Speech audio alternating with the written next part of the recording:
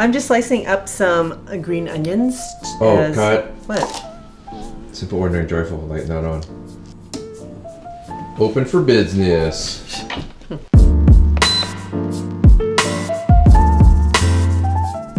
It's been a while. Yes. Hey everyone. Hope you guys all had a wonderful Christmas and holiday season. It is now the new year, and we're hoping to get more simple recipes out to you guys and to share more about our lives with you too. Sounds good. Today we're making a chicken congee, and I have a congee recipe in my recipe book, so if you want to check that one out, you can check it out in the description below. Dude will put a link up here. But today is even more simple than the recipe in the book. How much more simple can it get? So simple. Well, the other one, I think what I did was I made a broth first and then I made the congee. This one I'm just gonna throw everything in the pot and let it go. Congee is super comforting for me. It's something that I've grown up with that is warm and filling, and it's just something I really enjoy. My kids don't really like it so much because they associate it with sick food. They have to eat it when they're sick. But I can eat it anytime, so long as there are lots of condiments and other dishes to accompany it. But even just chicken congee on its own, super yummy, I think anyways. I've already rinsed my rice, and I've added a couple of pinches of salt just to mix it up, because my mother-in-law says that it helps the rice to bloom so that it breaks down more easily in the congee. Which rice did you use? I just used jasmine, but you can use whatever rice you have. Sometimes even like leftover rice you find in your fridge is good too. But this way I have control over how much to put in. So I have 1 3/4 cups of rice.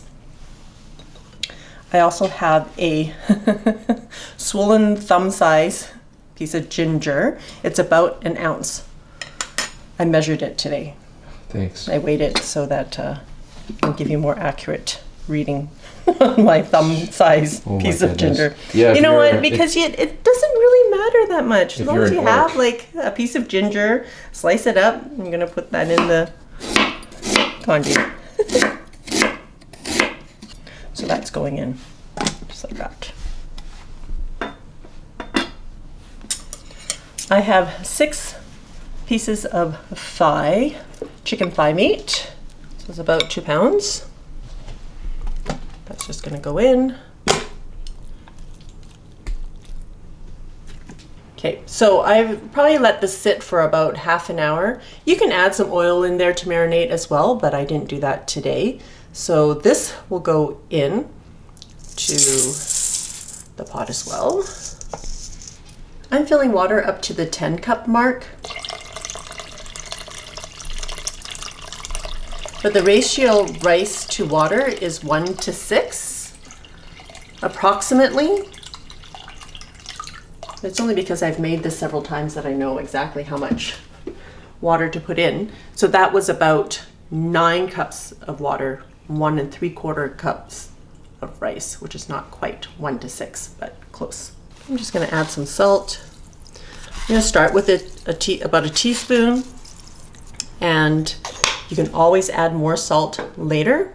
I'm having a real gong show type of day, and Jude is reminding me that I've said things that I didn't think I said, but I did, apparently. I had to play back a previous clip to show her. Anyways, let's move on. The lid is on. I'm locking it into place. Sealing knob on sealing. And we're gonna cook that for 30 minutes on low pressure. 30 minutes. What does that say? Low? Low, yes, right? Okay, yes. low pressure for 30 minutes.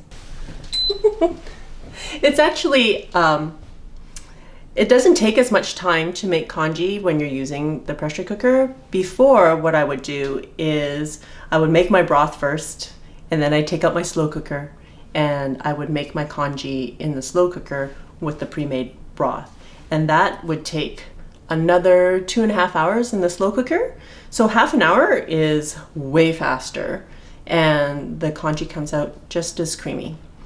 So we're gonna cook that for 30 minutes, and then we're going to let it natural release for at least 20 minutes before you release the rest of the pressure. But we're going out for the day, so we're just gonna let it keep warm and natural release until we get home.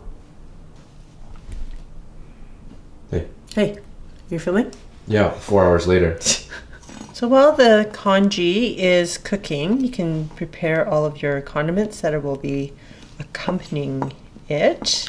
So I just have 2 green onions that I'm going to slice up, and you might not need as much, so just slice up what you want.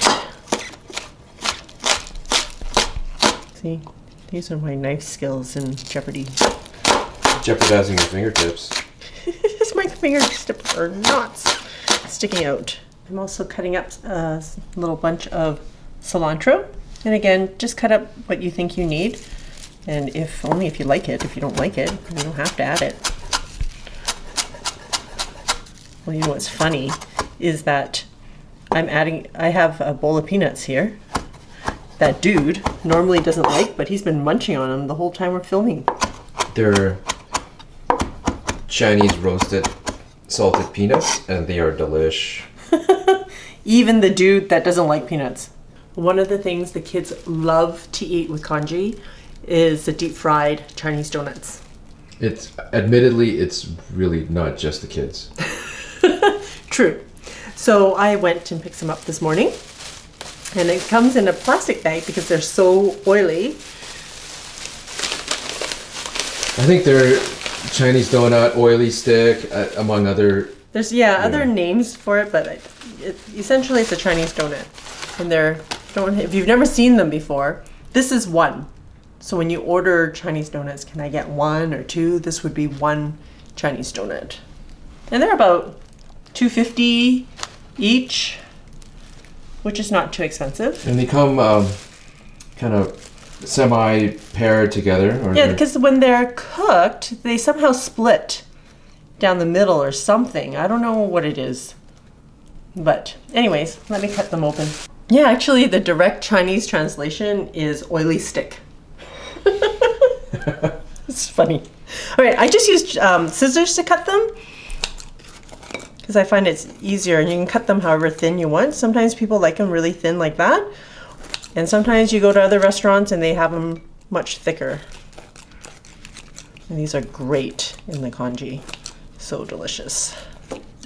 You put them into the hot congee, and it soaks right into the crevices of the Chinese donut, and you get a bit of the softness on the inside and crispiness on the outside. Right now that the congee is done, now we were out all day, so we just left it on keep warm. But if you're making this and you want to eat it right away, after the pressure cooking is done, then just let it natural release for about 20 minutes before you fully release the rest of the steam. And wait for that pressure valve to drop. Oh, look at that. So creamy, yummy. I'm gonna pull out the chicken and I'm gonna shred it. Look at how creamy that congee is already. And the chicken has already fall off the bone. I can't even like pull the chicken out because it's all just fall off the bone. And I don't mind it like this in congee, that the chicken is completely fall off the bone like this, because you know what, I'm just gonna leave it in there. Just take out the skin and the bone. What do you think? Yeah, sure. Yeah, maybe this is the better way, and just kind of shred as you go with 2 forks. It is coming apart so easy. All right, so I've shredded the chicken. There actually looks like a lot of chicken in there, so it'll be really filling. The rice is the congee is quite thick. If you don't like it this thick, when you make it, just decrease the amount of rice, or you can add more chicken broth or water at this point and just bring it back to temperature or heat it through, and that should be fine. You can always thin out congee but you can't make it more thick. So it's better to make a thicker congee. And this will be super filling for you, dude. Oh yeah, totally. Yeah, it's pretty thick. It's more like, this is what you would consider porridge, right? Yeah, and also when you spoon it around, it breaks down the congee too. Mm-hmm. I'm gonna start with a little drizzle of sesame oil. Sesame oil is very fragrant, so you actually don't want too much in there. Have some ground white pepper, and just a pinch, because white pepper is very strong. So if you don't want it too spicy, don't add too much. And you just want to add it for a little heat. Yeah, which is a totally different profile than a black pepper. Yeah. Some green onions. Cilantro. And again, just use what you want. Don't put stuff in that you don't like. Some roasted peanuts. They're salted. Even though dude says he doesn't like peanuts, but whatever. Oh, just these ones are munching good. on them. Okay, these ones are dude approved. And just for presentation wise. What you talking about, girl? It's gonna be eaten wise. And then if it's not salty enough, we have some soy sauce, but we're gonna let them taste it first. Okay. Right? Yep. Because now it's time for The taste. Hey, eating juk congee is a serious matter. Yeah, so in Cantonese we call it juk. Yeah, I guess phonetically you could do it Jook. Wow, smells. I love that smell of the sesame oil. It just makes it so fragrant. And then you add the greens in there. Oh man. I will probably add more white pepper myself. And I like to load up on the sesame oil. Probably more than I should, but I love it. And so you see the Chinese donut, I just dunk it in there. And it's all personal preference, of course. I like to get it nice and saturated with the congee. And in this case, the congee is pretty thick. And so it gets into all those tiny crevices into the dough. And then, oh, hot. What were you thinking? It's been hanging out for like hours, dude. Yeah, but it's been on keep warm. Is it salty enough? No, I probably will add some soy sauce afterwards or some salt. The texture of the congee is smooth. And we don't like our congee totally beaten up where the grains are imperceptible in the congee. So even in the mouth, you can feel the general grains of rice, but the general smoothness is uniform throughout. It should be creamy, right?